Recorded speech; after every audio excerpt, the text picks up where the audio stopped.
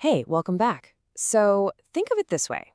If Paul's first letter to the Thessalonians was like a warm, encouraging hug, this second one, well, it's more like a firm shake of the shoulders from a coach. He's writing to deal with some serious chaos that had popped up in the community, and he's not messing around. I want you to just put yourself in their shoes for a second. Imagine the absolute panic. You're part of this new, passionate faith community, and this rumor starts flying around. The second coming of Christ, the very thing you've been waiting for, has already happened. And you? You were left behind.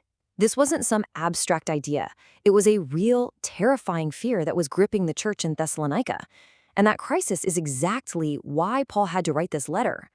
All right, so let's set the scene. It's only been a few months since Paul sent his first letter. He's still in Corinth, but he gets word that some brand new and pretty major problems have broken out back in the church he founded. The community was spiraling into a full-blown crisis. What was going on was basically a two-pronged problem, and the two issues were totally connected. First, you had this theological panic. A false teaching was spreading that the day of the Lord had already come and gone, and they'd missed it. This panic then led to a huge practical problem. Some people just quit their jobs. They figured, hey, why bother working if the world already ended? This, as you can imagine, created a massive social and financial mess for everyone else. So Paul hears about this and knows he can't let it fester. He has to respond, and he has to do it fast and with absolute clarity. This letter is that urgent reply, and you can really feel the shift in his tone. It's shorter, it's way more direct, and it's definitely more corrective than the gentle, encouraging letter they got from him the first time. The letter, which he again co-authors with Silas and Timothy, had a really clear three-part mission. First, he wanted to comfort the believers who were still facing persecution from the outside. Second, he had to correct this massive misunderstanding about the end times. And third, he needed to rebuke the lazy behavior that was damaging the community's reputation and its internal health. Now, just as a quick aside, some scholars have wondered if Paul actually wrote this. I mean, the tone is so much sharper and the end-of-the-world imagery is pretty intense, even for Paul. But the vast majority of scholars are confident it's him. It has similar themes and structure to his first letter, and it includes personal details that really tie it back to Paul and his team.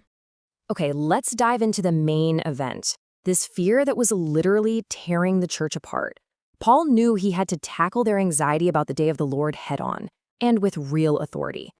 And what I love about Paul's approach here is that he doesn't start with a big, complicated theological lecture. He starts with simple pastoral care. His first words on the subject are basically, hey everyone, take a deep breath, don't panic, the rumors you're hearing are not true. He calms their nerves before he starts explaining why they're wrong. It's a masterclass in leadership. So how does he prove to them that the end hasn't come yet? He gives them a sign. He says, look, before the day of the Lord arrives, there has to be a great rebellion. And this mysterious figure he calls the man of lawlessness has to appear first.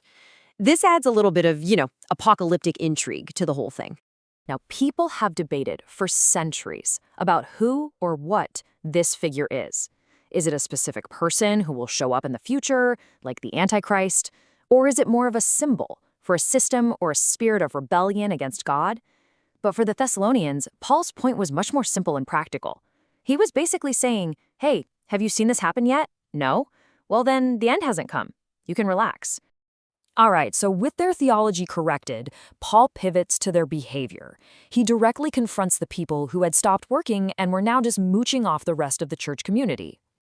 And this leads to one of the most stark and probably most misquoted lines in all of Paul's letters.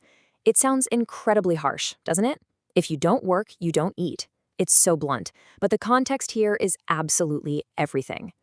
See, Paul wasn't talking about people who couldn't work because they were sick or disabled. He was calling out able-bodied people who were unwilling to work, who were choosing to be busybodies and just live off the generosity of others. In their culture, relying on a rich patron was normal, but Paul was trying to establish a new culture of mutual responsibility.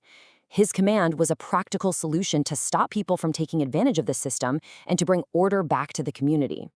So why does any of this matter to us? This was an ancient letter written to a freaked-out community almost 2,000 years ago. Well, it's because the call to stand firm in the middle of a chaotic world is, you could argue, more relevant now than ever before. So if we boil it all down, there are three huge takeaways for us today. First, ground yourself in truth. In an age of endless misinformation and conspiracy theories, we're called to hold on to what's real and true. Second, balance your faith in your work. Yeah, live with hope for the future, but that means being a responsible, contributing member of society right here, right now. And finally, trust in ultimate justice. When life is hard and unfair, this letter is a powerful reminder that God sees our struggles and will, one day, make all things right. Ultimately, this letter is a call to endurance. It challenges us to live with a calm confidence, to work with integrity, and to hold on to hope without getting swept away by every panic or crazy theory that comes along. So the question it leaves us with is a really personal one. In our own age of chaos, how will you stand firm?